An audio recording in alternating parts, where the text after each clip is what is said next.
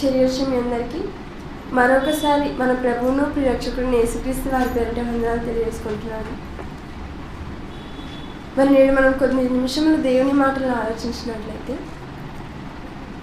మరి మానవ జన్మ వెనుక దేవుని యొక్క ప్రణాళిక, దేవుని యొక్క ఉద్దేశం ఏముందో నేడు మనం ఆలోచించాలి. ముందుగా అసలు ఈ సమాజంలో ఒక లోకోక్తి ఉంటుంది కదా, ఏమని? అన్ని జన్మ కన్నా కూడా మనిషి జన్మ చాలా అపురూపమైనది అని, ఉన్నతమైనది అని, అన్నిటికంటే కూడా గొప్పది అని ఇలా చెప్తూ ఉంటారు. ఎందుకు? ప్రపంచంలో సుమారు 84 లక్షల జీవరాశులు ఉన్నప్పటికీ వాటిలో దేనికి లేని గొప్పత, వాటిలో దేనికి లేని ప్రాధాన్యత ఒక మానవ జీవితానికి మాత్రమే ఎందుకుంది? కారణం, దేవుడు ఒక మాట అన్నారు. మనిషి పుట్టుక గురించి దేవుడు ఒక మాట వ్రాయిస్తే ఏమన్నారు? మన స్వరూపము చెప్పున, మన పోలిక చెప్పున నరులను చేదమన్నారు. అనగా దేవుని స్వరూపమున, దేవుని పోలికగా మనలను దేవుడు చేశాడంట. కాబట్టి 84 లక్షల జీవరాశులు ఉన్నప్పటికీ వాటన్నిటికీ పైగా దేవుడు మనిషికి అధికారం ఇచ్చినట్లుగా మనకు కనబడుతుంది. ఒకసారి యాకోబు రాసిన పత్రిక 1వ అధ్యాయం 18వ వచనంలో, యాకోబు రాసిన పత్రిక 1వ అధ్యాయం 18వ వచనంలో, ఆయన తాను సృష్టించిన వాటిలో, ఆయన అనగా ఎవరు? దేవుడు సృష్టించిన వాటిలో అంటున్నారు.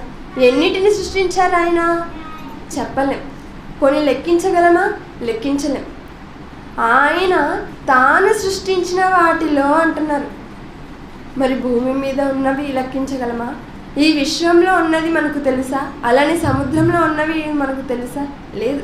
శాస్త్ర ప్రపంచం ఏం చెప్పింది? మనకు తెలిసినది కనీసం 100%లో 10% మాత్రమే కనుగొన్నాము అన్నారు. ఏంటి? 100లో 10% మాత్రమే మనకి ఇన్ని తెలిస్తే మరి మిగిలిన 90%లో మనకి ఇంకెంత తెలుస్తుంది? అందుకే ఇక్కడ ఏం చెప్పారు? ఆయన తాను సృష్టించిన వాటిలో మనము ప్రథమ ఫలముగా ఉండునట్లు సత్యవాక్యము వలన మనలను తన సంకల్ప ప్రకారము కనెను. తాను సృష్టించిన వాటన్నిటిలో కూడా మనం ఎలా ఉండాలంట అండి? ప్రథమ ఫలముగా. మొట్టమొదటి స్థానం ఎవరికి ఇచ్చారో తెలుసా? దేవుడు మనకే ఇచ్చాడంట. అనగా ఈ సృష్టి అంతటి మీద ఒక రాజుగా, ఈ సృష్టి అంతటి మీద ఒక ఏలికగా, ఈ సృష్టి అంతటి మీద ఒక అధికారాన్ని దేవుడు ఎవరికి ఇచ్చారట? మనకిచ్చాడు. ఎందుకు మనకిచ్చారు? మనం దేవుని స్వరూపాన్ని ధరించుకున్న వారం కాబట్టి, మనం ఆయన పోలికలో ఉంటున్నాం కాబట్టి దేవుడు మనకి ఇంత గొప్పటి జీవితాన్ని ఇచ్చారంట. మరి ఇచ్చినటువంటి ఈ జీవితంలో మనం ఆలోచించినట్లయితే అసలు మానవ జన్మ ఎందుకు ఇచ్చారు దేవుడు? మనం ఆలోచిస్తూ ఉంటాం, ఇదిగో నా పుట్టుక వెనుక నా తల్లిదండ్రులు ఉన్నారండి అని. అంతే కదా? ఎవరైనా ఒక బిడ్డ పుట్టినప్పుడు ఏం చెప్తారు? వీడు అచ్చు నాన్న పోలిక, లేకపోతే అమ్మ పోలిక, లేకపోతే అమ్మమ్మ పోలిక అంటుంటారు. మరి వారి పోలికలో ఉండడానికి తల్లిదండ్రులు కారణమా? లేదు. మరి నేడు శాస్త్ర ప్రపంచం చెప్తున్నట్టు డిఎన్ఏనా? కాదు. వైద్యులు ఉన్నారా? లేరు. మరి ఎవరున్నారు? మానవ జన్మ వెనుక ఎవరున్నారో మనకు తెలియాలంటే మరి క్రీస్తు పూర్వం 1000 సంవత్సరాల క్రితం భక్తుడుగా రాస్తూ కీర్తనల గ్రంథం 139వ అధ్యాయం, కీర్తనల గ్రంథం 139వ అధ్యాయం 13వ వచనంలో, కీర్తన గ్రంథం 139వ అధ్యాయం 13వ వచనంలో, నా అంతరింద్రియములను నీవే కలుగజేసితివి. ఎవరు చెబుతున్న మాట? ఈ మాట చెబుతున్నది ఎవరో ఒక సామాన్య వ్యక్తి కాదు, ఒక అనామకుడు మాట్లాడుతున్న మాట అంతకన్నా కాదు. మరి ఎవరు మాట్లాడుతున్నారంటారా? ఒక దేశాన్ని ఏలే ఒక రాజు, 40 సంవత్సరాలు ఏకధాటిగా మకుటం లేని మహారాజు అంటారు కదా, అలాంటి వ్యక్తి మాట్లాడుతున్న మాట. అలానే శత్రువు గుండెల్లో ఆయన నిద్రించే లాంటి వారు, శత్రువులందరూ కూడా తలదించుకునేవారు. కత్తి పట్టాడంటే 1000 మంది తలలు తెగిపడడం అంతే. మరి ఇంత గొప్ప స్థాయిలో ఉంటున్నటువంటి వ్యక్తి చెబుతున్న మాట ఎందుకు ఇంతగా చెప్తున్నానంటే, నేడున్నటువంటి సమాజంలో ఎలాంటి వారంటే మనిషిని బట్టి మాటకు విలువనిచ్చేవారు, అంతే కదా. ఒక గొప్ప వ్యక్తి చెప్పిన మాట, ఒక సామాన్యుడు చెప్పిన మాట, ఈ రెండిటిలో ఎవరు చెప్పింది వింటారు అంటే గొప్ప వ్యక్తి చెప్పిందే వింటారు. అలానే ఈ మాట ఇప్పుడు మనం చదువుకుంటున్నటువంటి మాట ఏదో ఒక సామాన్యుడు చెప్పిన మాట కాదు, చిన్నవాడు చెప్పిన మాట కాదు, ఒక దావీదు చెప్పిన మాట, ఒక రాజుగా, ఒక ప్రవక్తగా, దేవుని ఇష్టానుసారంగా బ్రతికిన మనుషుడు మాట్లాడుతున్న మాట ఏంటది? నా అంతరింద్రియములను నీవే కలుగజేసితివి, నా తల్లి గర్భమందు నన్ను నిర్మించిన వాడవు నీవే. నన్ను నిర్మించిన వాడవు నీవే అంటున్నారు. నన్ను నిర్మించిన వాడవు, ఈ పదం ఎప్పుడు వాడుతుంటాం? నిర్మాణం అనేది చాలా చిన్న పదం ఏమి కాదండి. మరి నిర్మాణం అనే పదం మనం ఎప్పుడు ఉపయోగిస్తుంటాం? పెద్ద పెద్ద కట్టడాలకు, ఏవైనా పెద్ద పెద్ద కన్స్ట్రక్షన్స్ జరుగుతున్నప్పుడు వాటికి ఉపయోగించే పదం. మరి వాటికి ఉపయోగించే పదాన్ని భక్తుడైన దావీదు గారు దేనికి వాడుతున్నారు? మన శరీరానికి. ఏంటి, మన శరీరాన్ని నిర్మించాడు దేవుడు, నిర్మించాడని. మరి శాస్త్ర ప్రపంచం చెప్పిన మాట ఏంటో తెలుసా? ఈ ప్రపంచంలో అద్భుతమైనది, ఆశ్చర్యకరమైనది ఏదైనా ఉందా అంటే అది మానవ దేహమే అన్నారు. ఎందుకు? మన అవయవాలలో ఏది పోయినా కూడా అలాంటి అవయవమే ఎవరు కూడా చెయ్యలేరు. కన్ను పోతే కన్ను చెయ్యలేరు, కాళ్ళు పోతే కాళ్ళు చేయలేరు. దానికి ప్లాస్టిక్ పెట్టగలుగుతారు, అంతేకాని మనకు లాంటి కాళ్ళు ఎవరు కూడా చేయలేరు. కాబట్టి చెప్పారు ఏమని? మానవ దేహం చాలా గొప్పది, ఆశ్చర్యకరమైనది అని. మరి ఇంత గొప్ప ఆశ్చర్యకరమైన దేహాన్ని మనకి ఇవ్వటంలో దేవుని యొక్క ఉద్దేశం ఏముంది? మరి దేవుడు మనల్ని ఎందుకు ఇచ్చారు, మనకి ఎందుకు ఇచ్చారు? ఇక్కడ భక్తుడైన దావీదు గారు ఏం చెప్తున్నారు? దేవా, ఇదిగో నా అంతరింద్రియములను నీవే కలుగజేసితివి, నా తల్లి గర్భమందు నన్ను నిర్మించిన వాడవు నీవే, నీవు నన్ను కలుగజేసిన విధము చూడగా భయమును ఆశ్చర్యమును నాకు పుట్టుచున్నవి. ఈ మాట చెబుతున్నది ఎవరండి? ఒక రాజు కదా. ఈ మాట చెబుతున్నది ఎవరో? ఒక భక్తుడు కదా. అలాంటి ఈయనకు భయం పుట్టుతుందంట. దేనికి? ఆయన అవయవాలను, ఆయన దేహాన్ని, ఆయన శరీరాన్ని చూసుకుంటున్నప్పుడు. మరి శత్రువులు తలదించుకునేవారు, అనేక రాజ్యాలపైన విజయకేతలను ఎగరేసినటువంటి మహారాజు దావీదు గారికి భయం పుడుతుందంట. దేనికి? తనను తాను చూసుకుంటున్నప్పుడు. మరి దావీదును ఎలా చేశాడో మనల్ని కూడా అలానే చేశారు కదా. దావీదుకి ఎలాంటి శరీరం ఉందో మనకు అలాగే ఉంది.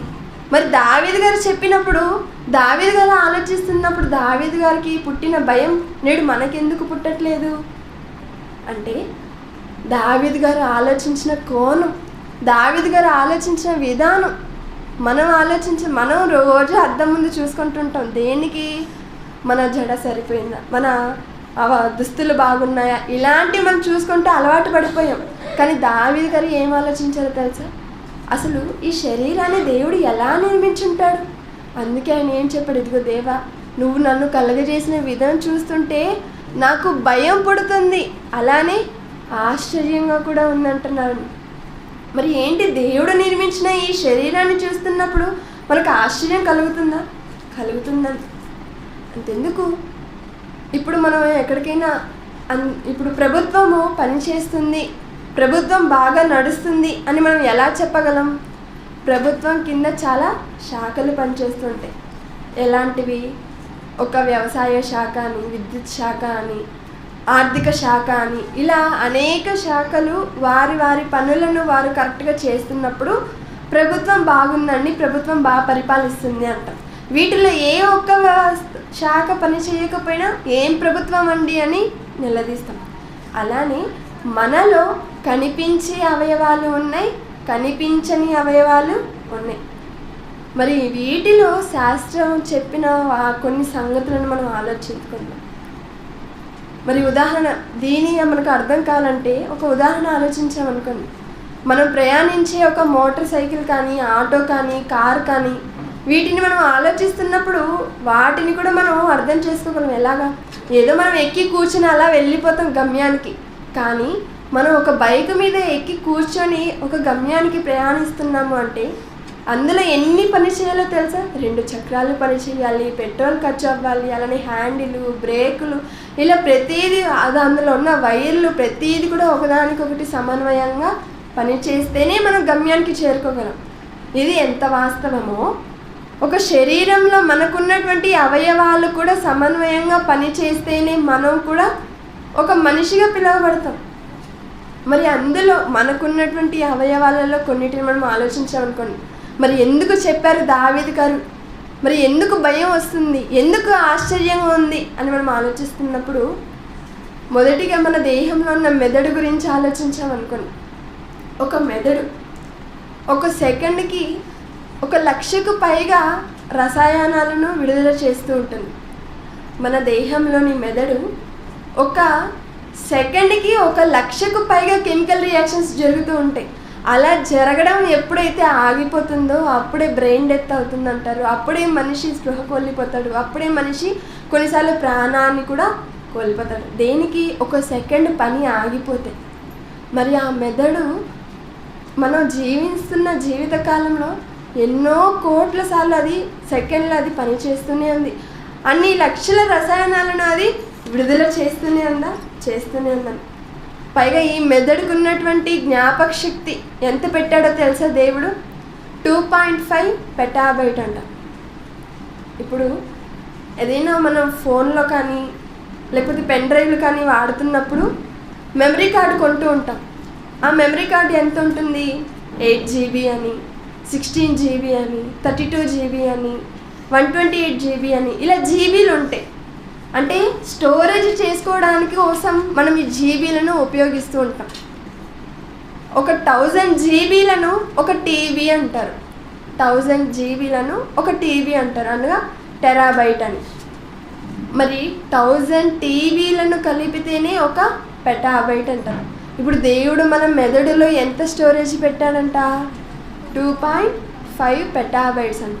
అంటే ఎన్ని వేల టెరాబైట్లు కలిపితే పెటాబైటో, దేవుడు అంత స్టోరేజ్, అంత జ్ఞాపక శక్తిని మనకు ఇచ్చాడు. కానీ ఎంతవరకు మనం ఉపయోగించగలుగుతున్నాం? ఇప్పుడు ఫోన్లు వాడడం వలన అస్సలు 1% కూడా మనం ఉపయోగించడం లేదు, అంతేనా?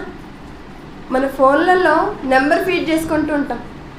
మరి ముందటి సంవత్సర కాలాలలో మరి పెద్దలు చెప్పండి, నెంబర్లు చెప్పండి అంటే ఒక 10-20 నెంబర్లు కూడా చెప్పేవారు గుర్తుపెట్టుకొని. ఇప్పుడు మనం చెప్పగలమా? లేదు. మన ఫోన్ నెంబర్ మనం నెలకు ఒకసారి, సంవత్సరానికి ఒకసారి మార్చుకుంటూ, మన నెంబర్లే మనకు గుర్తులేక రీఛార్జ్ షాప్కి వెళ్ళినప్పుడు మన ఫోన్ చూపించి రీఛార్జ్ చేసుకుంటూ ఉంటాం.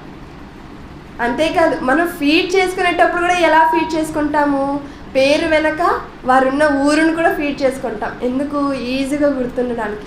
మరి దేవుడు ఎంత స్టోరేజ్ని పెట్టాడంట మన మెదడులో? 2.5 పెటాబైట్స్ పెట్టారు. ఇందులో 1% అయినా మనం ఉపయోగించగలుగుతున్నావా?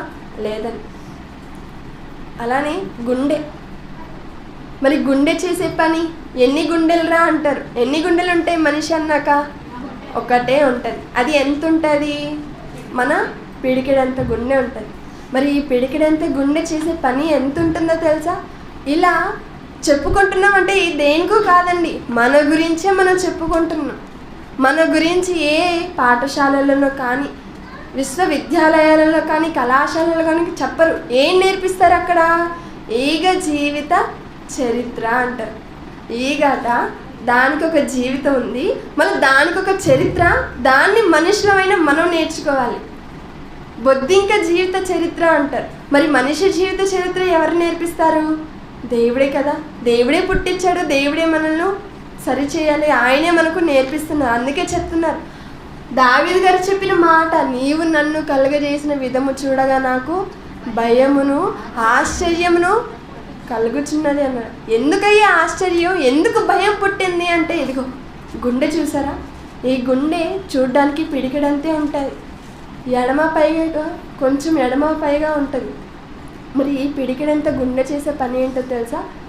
మన శరీరంలో ప్రతి అవయవానికి, ఐలో ఉన్న కార్నియాకి తప్ప, కంటిలో ఉన్న కార్నియాకి తప్ప, మన శరీరం మొత్తానికి బ్లడ్ని అది పంపు చేస్తుందని. లబ్ డబ్ లబ్ డబ్ ఇలా 1 నిమిషానికి 70 నుంచి 80 సార్లు గుండె కొట్టుకుంటుంది. ఒక రోజుకి కొన్ని లక్షల సార్లు, ఒక సంవత్సరానికి 3 కోట్ల సార్లు ఇలా ఈ పిడికిడంత గుండె అలా కొట్టుకుంటూ బ్లడ్ని ప్యూరిఫై చేస్తూ ఉంటుంది. ఇలా చేస్తూ ఉండడం వల్ల ఈ గుండె ఏం చేసిందో తెలుసా అండి, ఒక రోజుకి 19,000 కిలోమీటర్లు ప్రయాణిస్తుందంట. ఎన్ని కిలోమీటర్లు అండి? 19,000 కిలోమీటర్లు. మరి మన శరీరంతో ఒక 100 కిలోమీటర్ల ప్రయాణం చేస్తే అలసిపోతాం. ఒక 1000 కిలోమీటర్ల ప్రయాణం చేస్తే మన వల్ల కాదు, నీరసించిపోతాం, అలసిపోతాం. అలాంటిది ఒక రోజు మనం బ్రతుకుతున్న ఈ రోజులన్నిటికి కూడా ఒక్కొక్క రోజు 19,000 కిలోమీటర్లు ఈ రక్తం అనేది ప్రవహిస్తుందంటే అది ఎంత బ్లడ్ని పంప్ చేస్తుందండి. మరి మానవ దేహంలో 16,000 కిలోమీటర్లు అనగా ఇక్కడ ఇండియా నుంచి అమెరికాకు వెళ్ళాలంటేనే అంత ఉండదంట. మరి ఈ బ్లడ్ అంత దూరం వెళ్ళి ప్రవహిస్తూ అనేక అవయవాలకు అది బ్లడ్ని ఇస్తుందంటే అది ఎంత పని చేస్తుంది. అంతేకాదండి, ఇప్పుడు మనం జీవించే ఈ జీవితకాలం మొత్తానికి ఒక 60 అనుకుంటారా, 70 అనుకుంటారా? ఈ జీవితకాలంలో ఈ గుండె చేసే పని, ఈ గుండె ఎంత బ్లడ్ని పంపు చేస్తుందంటే సుమారు 250 కోట్ల లీటర్లని ఇది పంపు చేస్తుందండి. 250 కోట్ల లీటర్లని. ఎవరి గురించో కాదు, మన గురించే మనం నేర్చుకుంటున్నాం. మరి వీటిని ట్యాంకర్ల రూపంగా మాట్లాడుకున్నాం అనుకోండి. ఒక గుండె, మనలో ఉన్న ఈ పిడికిడంత గుండె సుమారు 200 ట్యాంకర్లను నింపుతుందంట. అనగా అంత బ్లడ్ని అది పంపు చేసిందంటే మనం ఎంత ఆశ్చర్యం ఉండాలి. మరి మనం ఏం చేయగలుగుతున్నాం? అది ఆ పిడికిడంత గుండె అంత పని చేస్తుంది. ఒక మెదడు అంత పని చేస్తుంది. మరి మనం ఒకసారి కొరింథీయులకు రాసిన మొదటి పత్రిక అపోస్తలుడైనటువంటి పౌలు గారు మాట్లాడుతూ, కొరింథీయులకు రాసిన మొదటి పత్రిక 12వ అధ్యాయము 18వ వచనంలో, కొరింథీయులకు రాసిన మొదటి పత్రిక 12వ అధ్యాయం 18వ వచనం, అయితే దేవుడు అవయవములలో ప్రతి దానిని తన చిత్త ప్రకారము శరీరంలో ఉంచడంట. ప్రతి అవయవం కూడా ఎవరి చిత్తానుసారంగా ఉంది?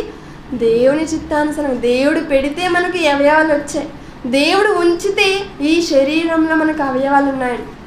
అలానే సామెతల గ్రంథం 16వ అధ్యాయం 4వ వచనం, సామెతల గ్రంథం 16వ అధ్యాయం 4వ వచనంలో ఈ మాట మాట్లాడుతున్నది ఎవరు? ఈయన కూడా రాజే. ఈయన కూడా 40 సంవత్సరాలు పరిపాలించిన రాజు, మహాజ్ఞాని. ఎవరికి ఇది తూర్పు దేశాలలో ఎవరికి లేనంత జ్ఞానం కలిగిన సొలొమోను గారు మాట్లాడుతున్న మాట ఏమని? యెహోవా ప్రతి వస్తువును దాని పని నిమిత్తము కలుగజేశారు. ప్రతి వస్తువుకి ఏదో ఒక పని ఉంటుంది. పని లేని వస్తువు, పనికి రాని అవయవం ఏది లేదు. దేవుడు మన శరీరంలో ప్రతి అవయవం పెట్టాడంటే దానికి ఒక పని ఉంటుంది. అది కూడా దేవుడు తన చిత్త ప్రకారంగా చేశాడంటాడు. మరి దేవుడు తన చిత్త ప్రకారంగా ఈ అవయవాలు చేసినప్పుడు, ఈ అవయవాల గురించి మనం ఆలోచిస్తున్నప్పుడు దావీదు గారికి ఎలాగైతే భయం కలిగిందో, ఆయనకు ఎలాంటి ఆశ్చర్యం కలిగిందో, నేడు మనకు కూడా అలాంటి భయము, అలాంటి ఆశ్చర్యమే కలగాలి. ఎందుకు? మనం కూడా అలాంటి శరీరాలని ధరించుకొని ఉన్నాం కాబట్టి. ఇక గుండె, దాన్ని చేసే పని గురించి మనం మాట్లాడుకున్నాం. ఇక మూడవదిగా మనం ఆలోచిస్తే ఈ ఐబ్రోస్ ఉంటుంది చూసారా మనకు. ఈ ఐబ్రోస్ చేసే పని ఏంటో తెలుసా?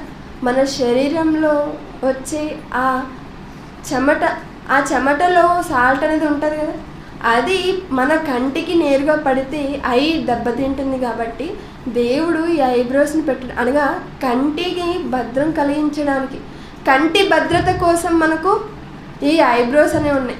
చాలామంది ఏం చేసుకుంటారు, దేవుడు అందం కోసం ఇచ్చాడేమో అని ఐబ్రోస్ చేసుకుంటుంటారు అందంగా. కానీ అది పెట్టడం వెనుక దేవుడు ఒక కారణం ఉంది. అదేంటో తెలుసా?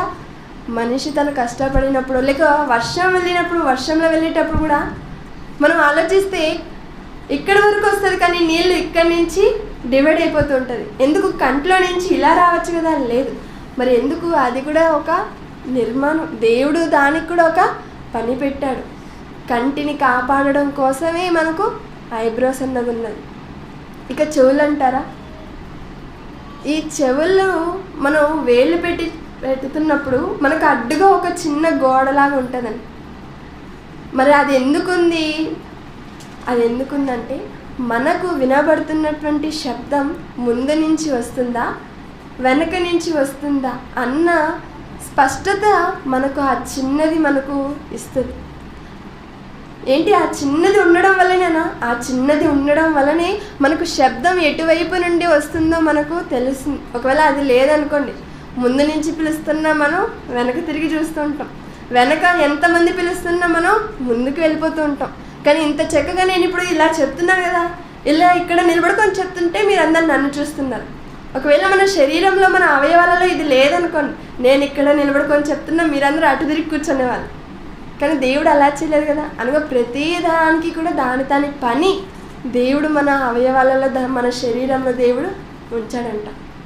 మరి ఈ కళ్ళని గురించి మనం ఆలోచించామనుకోండి, మరి ఈ కంటి చూపుకు ఉన్నటువంటి శక్తి ఎలాంటిదో తెలుసా? మనం ఏదైనా ఫోన్ కొనుక్కున్నామనుకో, లేకపోతే ఏదైనా విలువైన ఎలక్ట్రానిక్ వస్తువులు కొనుక్కోవడానికో దీనికి ఎంత పిక్సెల్ అని అడుగుతుంటాం. అనగా ఎంత క్లారిటీ ఇస్తుంది, మన ఫోన్ ఎంత క్లారిటీ ఇస్తుంది అని కనుక్కుంటుంటాం. కానీ దేవుడు మన కంటికి పెట్టిన శక్తి ఎంతో తెలుసా? సుమారు 576 మెగా పిక్సెల్ పెట్టాడంట. అంత క్లారిటీగా కనిపించే కంటిని దేవుడు మనకి ఇచ్చినప్పుడు మనము మన పనులను బట్టి వాటిని పోగొట్టుకుంటున్నాం. అంతే కదా. దేవుడు ప్రతిదీ కూడా తన చిత్త ప్రకారంగా ప్రతిదీ కూడా ఈ ప్రపంచంలో ఎవరికి లేని విధంగా మనిషి దేహంలో ఉంచాడండి.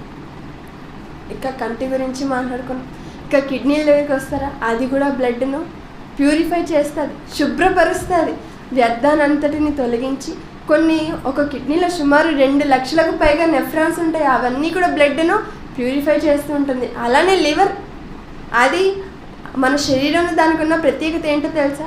ఏ అవయవం పాడైపోయినా మనం హాస్పిటల్కి వెళ్ళొచ్చామో, కానీ ఆ లివర్ ఏం చేసిందో తెలుసా? దానికంతటికి అది బాగు చేసుకుంటుంది. అలానే ఒక జీర్ణాశయం, డైజెషన్ సిస్టమ్ అంటారా, మనం ఎంత తిన్నా, మనం చాలా తిని అలా పడుకుంటాం. కానీ అది అరగాలంటే మన దేహంలో అనేక చర్యలు జరగాలి. హైడ్రోక్లోరిక్ అనే యాసిడ్ రిలీజ్ అయ్యి మనం తీసుకుంటున్నటువంటి ఆహారాన్ని అది బొగ్గులాగా మార్చి మనకు ఇస్తుంది. మరి ఇంత పని జరగాలి కాబట్టే దేవుడు మనల్ని పెట్టారు. ఒక్కొక్క అవయవాన్ని మనం ఆలోచిస్తున్నప్పుడు ఇంత పని ఉంటుందని. కాబట్టే ఇక్కడ దావీదు గారు ఏమన్నారు? దేవా, నీవు నన్ను కలుగు చేసిన విధము చూడగా నాకు భయమును ఆశ్చర్యమును నాకు పుట్టుచున్నవి. మరి ఎందుకు ఇంత గొప్ప మానవ దేహాన్ని దేవుడు ఎందుకు ఇచ్చారు? చివరిగా ఎఫెసీయులకు రాసిన పత్రిక 1వ అధ్యాయం 4-6 వచనాలలో, ఎఫెసీయులకు రాసిన పత్రిక 1వ అధ్యాయం 4-6 వచనాలలో, ఎట్లనగా తన ప్రియుని యందు తాను ఉచితంగా మనకు అనుగ్రహించిన తన కృపామహిమకు కీర్తి కలిగినట్లు తన చిత్త ప్రకారమైన దయా సంకల్పము చెప్పున యేసుక్రీస్తు ద్వారా తనకు కుమారునిగా స్వీకరించుటకై మనలను ముందుగా తన కోసం నిర్ణయించుకున్నాడంట. ఎంత ముందుగా అండి! ఇదిగో మనము తన ఎదుట పరిశుద్ధులమును నిర్దోషమునై ఉండవలెనని జగత్తు పునాది వేయబడక మునుపే ప్రేమ చేత ఆయన క్రీస్తులో మనలను ఏర్పరచుకున్నాడంట. జగత్తు పునాదులు వేయబడక మునుపే దేవుడు మనం కావాలని కోరుకున్నారంట. మరి దేవుడు ఇంత ప్రణాళిక కలిగినప్పుడు, మనల్ని ఇంత అద్భుతంగా మనకు ఇంత జన్మనిచ్చినప్పుడు, ఈ జన్మ నిజానికి అద్భుతమా అంటే అద్భుతమే కదా. మరి అద్భుతమైన ఈ మానవ జన్మ వెనుక మరి దేవుడు పుట్టించిన ఈ దినాన్ని, దేవుడు భూమి మీదకి పంపించిన ఈ దినం వెనుక ఆశ్చర్యం ఉందా లేక ఆనందం ఉందా అనే ఒక ఆలోచనాత్మకమైన మాటలను మనకు తెలియజేయడానికి మన మధ్యలో పెద్దలు additional deputy director of BYY జీవనంకుల్ గారు సిద్ధంగా ఉన్నారు. కనుక ఈ మాటలను, ఈ సమయాన్ని వారికి అప్పగించుకుంటూ నా మాటలను ముగిస్తుంది. కళ్ళు మూసుకున్నట్లయితే ప్రార్థించుకోండి.